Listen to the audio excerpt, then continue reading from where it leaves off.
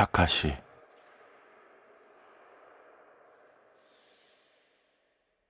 우리 집에는 내가 어릴 적부터 히키코모리 아저씨가 있었다. 5, 60대 정도 되어 보이는 흰머리에 흰 수염을 한 아저씨였다. 마치 옴진리교의 교주같이 생겼다고 할까. 허구한 날 집에 있었지만 아무것도 하지 않았다.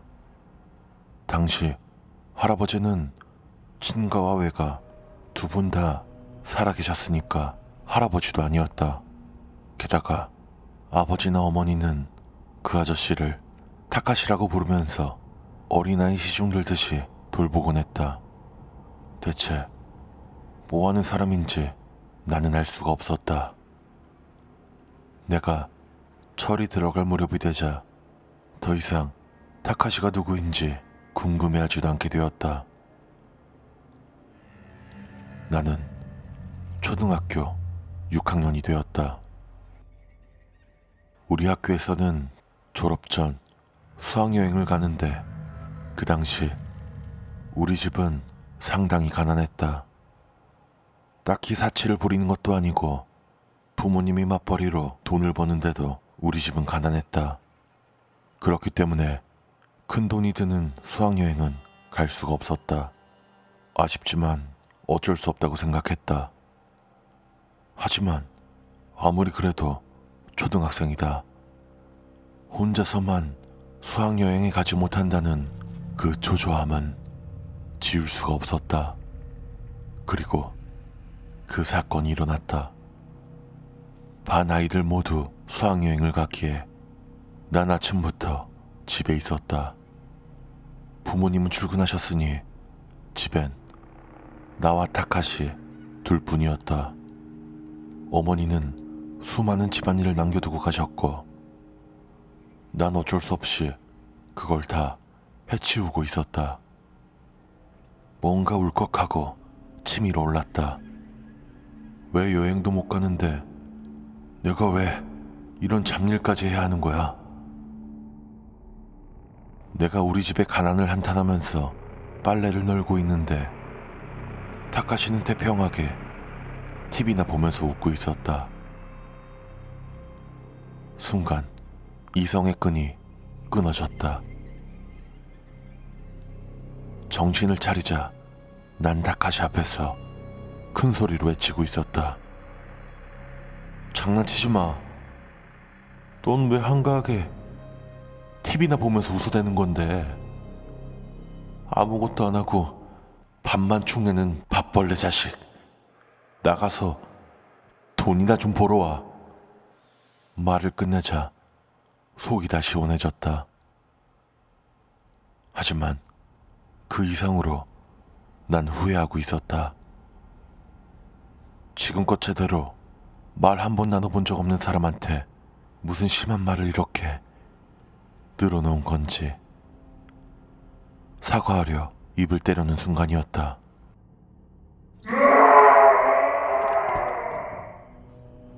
갑자기 타카시가 큰 소리로 소리를 지르기 시작했다. 깜짝 놀란 나는 기가 죽어서 어안이 벙벙했다. 그러더니 타카시는 갑자기 일어나서 고함을 계속 지르며 집 밖으로 뛰쳐나가 버렸다. 난 부모님이 돌아오실 때까지 말 한마디 하지 않고 가만히 있었다. 그 다음 이야기는 별거 없다. 퇴근한 부모님에게 타카시가 집을 나갔다고 말하자 두 분도 조금 놀란 것 같았다. 하지만 이제 그만 자라고만 말씀하실 뿐 다른 것은 없었다. 어쩔 수 없이 잠을 청했지만 좀처럼 잠이 오질 않았다.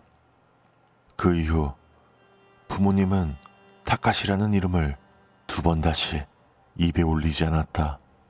그래서 나도 아무 일 없이 지나갔다.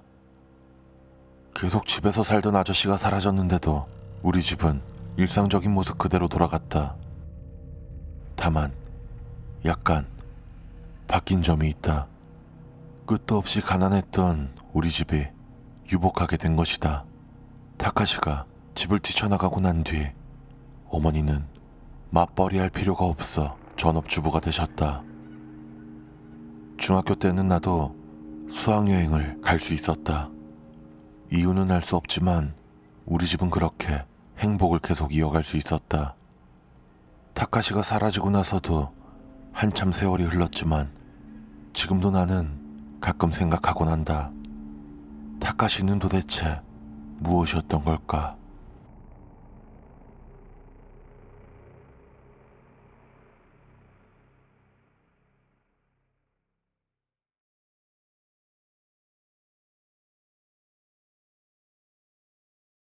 얼굴 인식. 지난 여름 이야기다. 당시 다니던 고등학교 뒤에는 무덤이 있었다. 거기서 밤 12시 반 아이들이 전부 모였다. 졸업 전에 마지막으로 추억을 만들 겸 다 같이 탐력 시험을 할 생각이었다. 여름인데도 무척 밤 공기가 차가웠다. 때마침 디지털 카메라를 가지고 있었기에 전원을 켜봤다. 뭔가 찍히지 않을까 싶은 가벼운 마음에서였다. 난 카메라로 무덤 앞을 비춰봤다. 분명히 이상했다. 디지털 카메라의 얼굴 인식 기능이 하늘 쪽으로 반응하는 것이었다. 처음에는 그냥 오작동인가 싶었다. 하지만 점점 사람의 얼굴을 인식하는 사각형 테두리가 늘어나기 시작했다. 하나, 둘, 셋. 게다가 수가 늘어날수록 그 늘어나는 속도가 빨라져 갔다. 어쩐지 위험하다는 육감이 들어서 거기서 카메라에 전원을 껐다. 그대로 찍고 있었다면 어떻게 되었을까? 기분이 나빠서 그 디지털 카메라는 사용하고 있지 않다.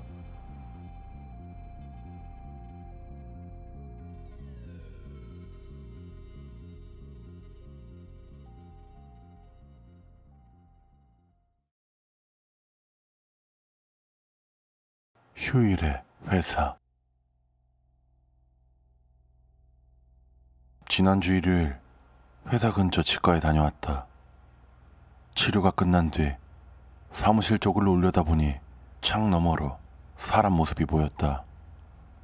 너댓 명 정도 있는 것 같았는데 그중 회사에서 가장 친한 동료의 모습도 보였다. 휴일 근무인가 싶었는데 문득 그 녀석이 일요일에는 가족과 같이 디즈니랜드에 간다고 말했던 게 떠올랐다. 의아해서 그 자리에서 그 녀석에게 전화를 걸자 바로 전화를 받았다.